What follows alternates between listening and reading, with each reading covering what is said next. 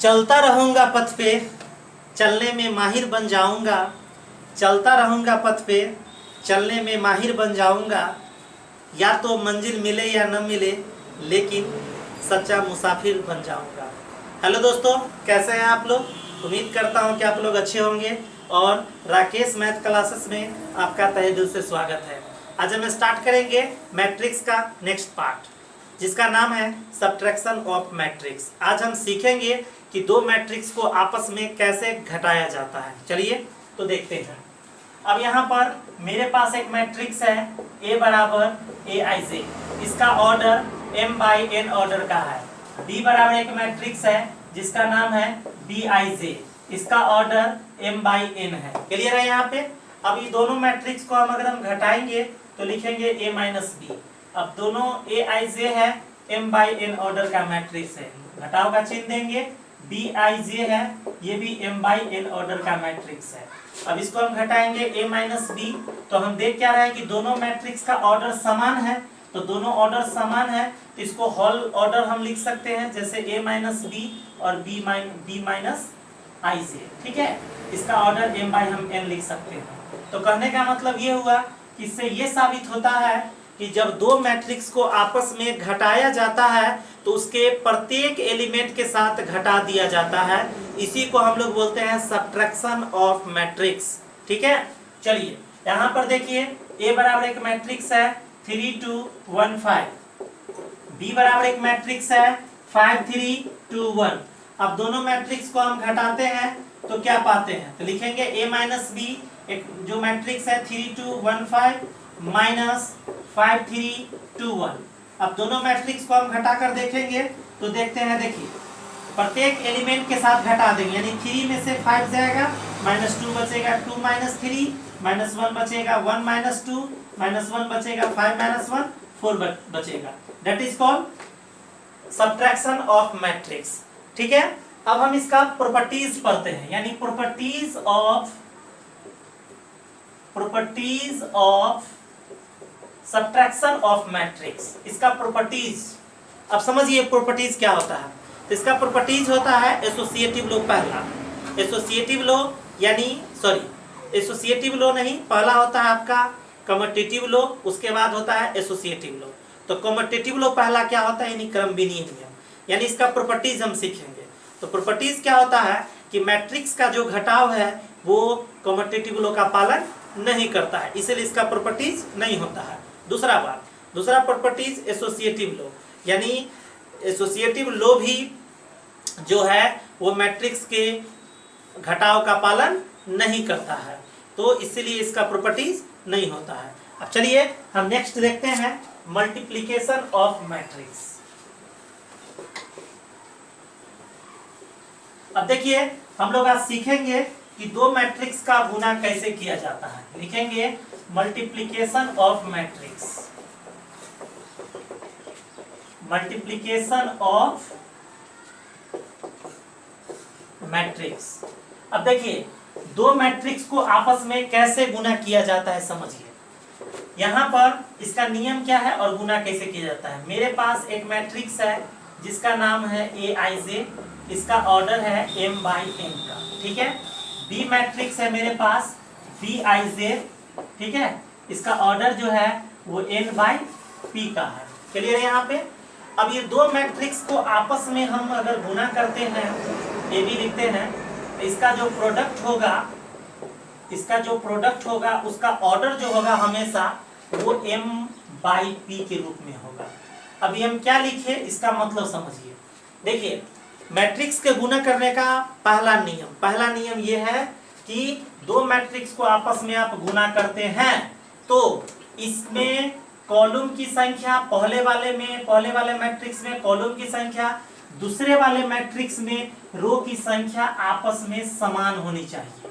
यानी अगर पहले वाला रो में n है अगर कॉलम, और पहले वाले मैट्रिक्स में रो की संख्या और कॉलम की संख्या, तो कॉलम की संख्या और दूसरे वाले में रो की संख्या समान होनी चाहिए, तब ये उसका अस्तित्व होगा और तभी वो दो मैट्रिक्स को हम गुना कर पाएंगे। अगर ऐसा नहीं है तो उस मैट्रिक्स का गुना असंभव है, यानी इम्पॉसिबल है, उसका वैल्यू डज नॉट एग्जिस्ट होगा। क्लियर है? अब समझिए, अब दूसरा बात यह है इसमें कि जब दो मैट्रिक्स को आपस में हम गुना करेंगे तो उसका जो प्रोडक्ट होगा यानी जो गुणनफल होगा उसका ऑर्डर पहले वाले का रो और दूसरे वाला का कॉलम के रूप में होगा। उसका जो ऑर्डर होगा पहले वाले रो और दूसरे वाले मैट्रिक्स के कॉलम का होगा यानी m/p होगा। ठीक है, अब समझिए एग्जांपल पर समझिए। मेरे पास एक मैट्रिक्स है 3 2 1 5। अब बी एक मैट्रिक्स है जिसका नाम है 2 0 0 1। अब देखिए दोनों मैट्रिक्स का हम प्रोडक्ट पता करते हैं। प्रोडक्ट मतलब गुना। तो गुना करने का क्या तरीका है समझिए। यानी एक मैट्रिक्स है 3 2 1 5 और दूसरा मैट्रिक्स है 2 0 0 1। अब इसका हम प्रोडक्ट ज्ञात करेंगे तो कैसे पता चलेगा, यानी प्रोडक्ट पता करेंगे।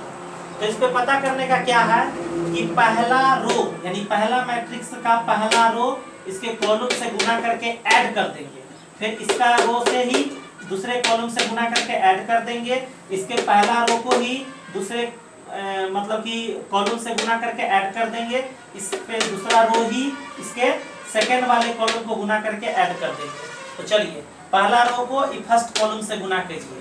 तो 3 को 2 से गुना करेंगे 6 होगा, 2 को 0 से गुना करेंगे 0 होगा। क्लियर है, 3 को 0 से गुना करेंगे 0 होगा, 2 को 1 से गुना करेंगे 2 होगा। फिर दूसरा का रो को इसके फर्स्ट कॉलम से सेकंड कॉलम से गुना करके ऐड कीजिए। तो 1 को 2 से गुना करेंगे 2 होगा, 5 को 0 से गुना करेंगे 0, 1 को 0 से गुना करेंगे 0 होगा, 5 को 1 से गुना करेंगे 5। अब इसको हम ऐड करके यहाँ लिख सकते हैं 6 + 0 6 0 2 2 2 0 2 0 5 5। That is called product of matrix. Clear है यहाँ पे, यानी दो मैट्रिक्स का गुना कैसे होता है। अब समझिए नेक्स्ट।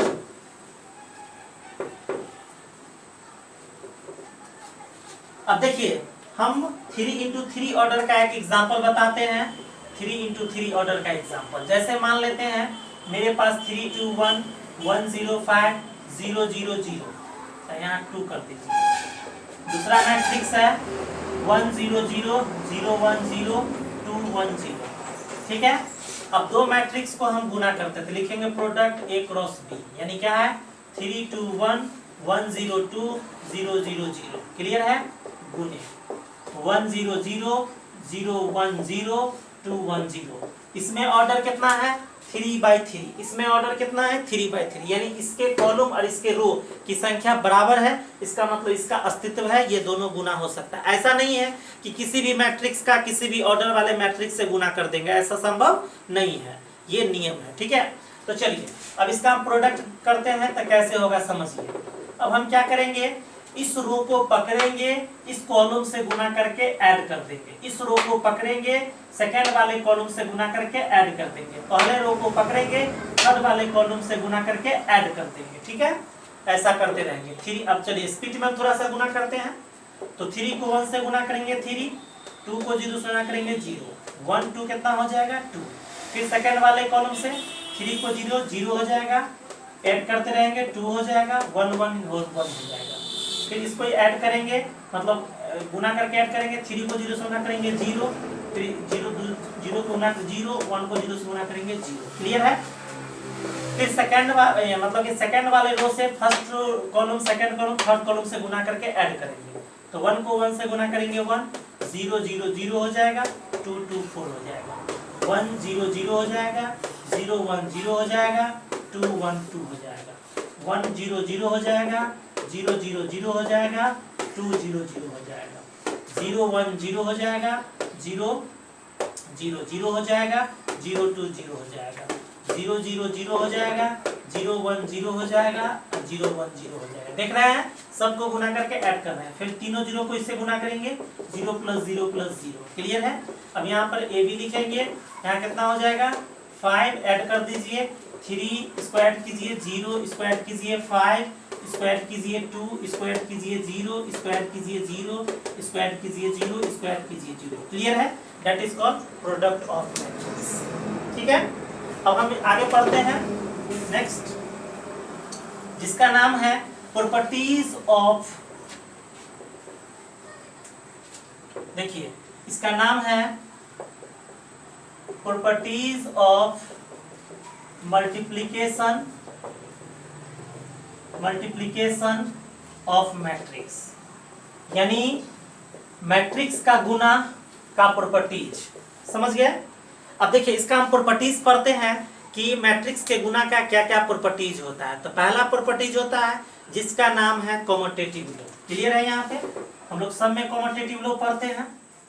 तो देखिए कॉम्यूटेटिव लॉ यानी क्रमविनीय नियम। कॉम्यूटेटिव लॉ क्या होता है समझिए।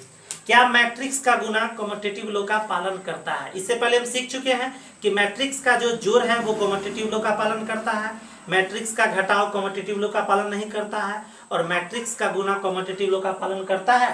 तो इसका जवाब ये है कि मैट्रिक्स का गुना कॉम्यूटेटिव लॉ का पालन नहीं करता है। समझिए कैसे नहीं करता है। एक्चुअली में कॉम्यूटेटिव लॉ जो होता है वो ए बी यानी ए क्रॉस बी यानी ए गुने बी बराबर बी गुने ए होता है, ठीक है। लेकिन मैट्रिक्स का गुना ये बात पर सेटिस्फाई नहीं करता है। अगर दो मैट्रिक्स का गुना हम अगर हम लेते हैं तो हम यहाँ देखते हैं, इसका प्रूफ देखते हैं। देखिए अब यहाँ पर ए बराबर एक मैट्रिक्स लेते हैं 3 2 1 5 और बी बराबर कोई मैट्रिक्स लेते हैं 1 0 3 2। क्लियर है। अब दोनों को हम गुना करते हैं ए गुने बी, पहले ए क्रॉस बी पता करते हैं। तो कितना है 3 2 1 5, अब गुने कितना है 1 0 3 2।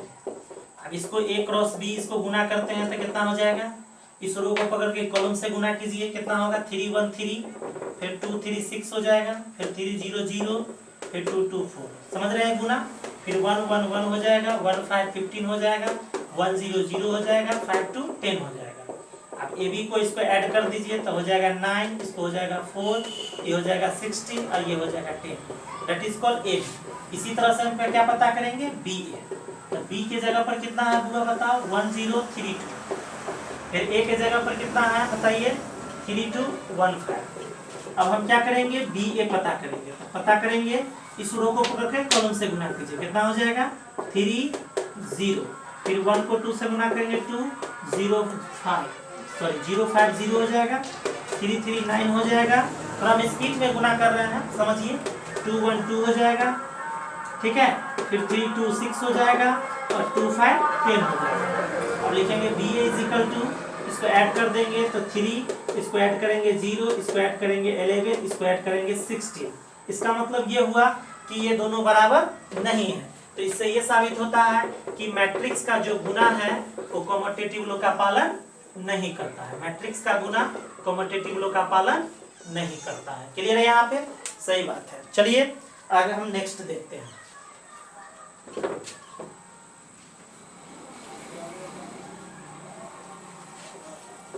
जिसका नाम है आपका एसोसिएटिव लॉ, ठीक है। एसोसिएटिव लॉ क्या होता है देखिए,